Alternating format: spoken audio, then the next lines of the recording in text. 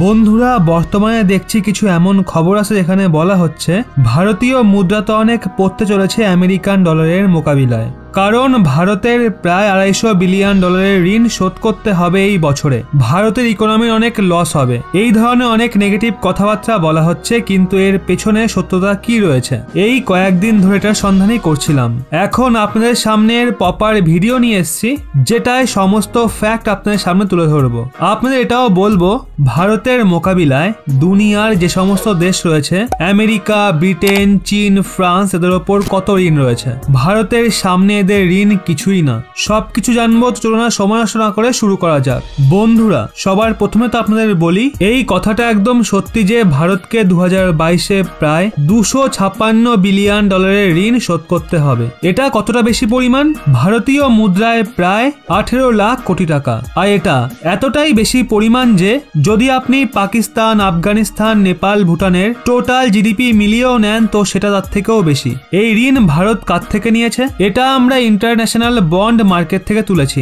মানে যে বড় বড় বিদেশি বিনিয়োগকারীরা আছে তাদের আমরা বলি, আপনারা আমাদের পয়সা দিন, এত বছর পর এত % রিটার্ন হিসাবে আপনাদের পয়সা ফেরত দেব, আপনাদেরও লাভ হবে, আর এর মাধ্যমে আমরা আমাদের দেশের প্রগতিকে এগিয়ে নিয়ে যাব। ভারতেই সবকিছু লিখে দেয়, এটাকেই বলে বন্ড। যে বড় বড় বিনিয়োগকারী হন তারা ভারত সরকারের ওপর ভরসা করে এই বন্ড কেনে, তাদেরও লাভ হয়, আর এই পয়সা দিয়ে আমরাও আমাদের কাজ চালাই।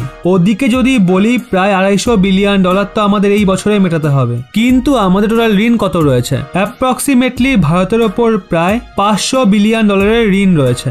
এখন আপনারা বলবেন, বাপ এটা তো অনেক বেশি পরিমাণ, এর মানে কি আমাদের হালও পাকিস্তানের মতো হবে? এক্ষেত্রে বলবো না, এর কারণও বলছি। আপনারা স্ক্রিনের দিকে দেখুন, এটা ওই সমস্ত দেশের র্যাঙ্কিং যাদের ওপর বিদেশি ঋণ রয়েছে। এই লিস্টে একদম নাম্বার 1-এ পাবেন আপনি আমেরিকাকে। এই সময় গোটা দুনিয়াতে আমেরিকার ওপর সবচেয়ে বেশি বিদেশি ঋণ রয়েছে, আর এটা প্রায় 18 ট্রিলিয়ন ডলার, মানে ভারতের টোটাল জিডিপির থেকেও 6 গুণ বেশি। আর এটা তো শুধু ওই ঋণ যেটা আমেরিকা ইন্টারন্যাশনাল মার্কেট থেকে নিয়েছে, যা তাদের ঘরোয়া বিনিয়োগকারী রয়েছে। যদি আপনি তাদেরকেও জুড়ে দেন তাহলে এই পরিমাণ দাঁড়াবে প্রায় 27 ট্রিলিয়ন ডলার, মানে আমেরিকার যে টোটাল জিডিপি রয়েছে না 20 ট্রিলিয়ন ডলার, তার থেকে অনেক বেশি। এটুকুই নয়, চীনের ওপরও ভালোই ঋণ রয়েছে। চীনের ওপর এই সময়ে প্রায় 1.6 ট্রিলিয়ন ডলারের ঋণ রয়েছে, এটা বিদেশি ঋণ, কিন্তু চীনের ঘরোয়া ঋণ এর থেকে অনেক বেশি রয়েছে। এই লিস্টে ভারতের স্থান রয়েছে 24 নম্বরে। ভারতের ওপর শুধু 501 বিলিয়ন ডলারের ঋণ রয়েছে, যেখানে ভারতের টোটাল জিডিপি 3 ট্রিলিয়ন ডলার, মানে জিডিপি হিসাবে আমরা অনেক কম ঋণ নিয়েছি। এটাকে সেফ জোন বলে মনে করা হয়। জিডিপি হিসাবে 50%-এর নিচে ঋণ থাকলে, যেখানে আমেরিকার ওপর তো প্রায় 150%-এর ঋণ রয়েছে তার জিডিপির হিসাবে। যদি কথা বলি ব্রিটেনের, তাহলে ব্রিটেনের জিডিপি ভারতের বরাবর। এই র্যাঙ্কিং এর 2য় স্থানে রয়েছে ব্রিটেন। ভারতের বরাবর অর্থব্যবস্থা, কিন্তু ঋণ তার জিডিপির 3 গুণ।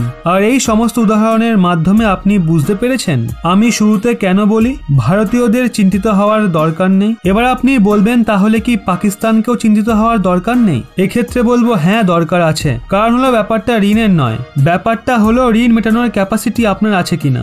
একদম সহজভাবে বলছি, দেখুন, ধরুন আপনার আয় মাসে 10,000 টাকা, আপনি কতটা লোন নিতে চাইবেন?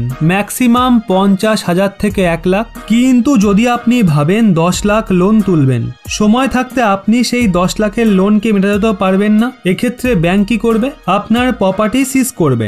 এবার ধরুন যদি আপনার আয় মাসে 1 লাখ হয়, এক্ষেত্রে যদি আপনি 10 লাখ টাকার লোন নেন তাহলে সেটা 1 বছরের মধ্যে শোধ করতে পারবেন। আর এই জন্যই এখানে এটা গুরুত্বপূর্ণ নয় যে আপনি ঋণ কতটা নিয়েছেন, গুরুত্বপূর্ণ এটা যে আপনার ইনকাম কত। পাকিস্তানের বার্ষিক আয় 20 থেকে 25 বিলিয়ন ডলার, আর তার ঋণ রয়েছে 150 বিলিয়ন ডলার। কোথা থেকে মেটাবে? এবার যদি কথা বলি ভারতের, ভারত প্রতি বছর প্রায় 400 বিলিয়ন ডলারের এক্সপোর্ট করে। আমাদের কাছে তো এই সময় 600 বিলিয়ন ডলারের বেশি বিদেশি মুদ্রা পড়ে আছে ভারতীয় বিদেশি মুদ্রা ভান্ডারে। তো আমাদের সামনে ঋণ কিছুই নয়। ভারত চাইলে 2 থেকে 3 ট্রিলিয়ন ডলারের ঋণ নিলেও কোনো সমস্যা হবে না। এবার মনে হয় আপনার সমস্ত প্রশ্নের উত্তর আপনি পেয়ে গেছেন। তাও যদি আপনার মনে কোনো সংশয় থেকে থাকে অবশ্যই কমেন্টে জানান। আর এরকমই ব্যাক টু ব্যাক আপডেট পেতে সাবস্ক্রাইব করুন রহস্য বাংলা।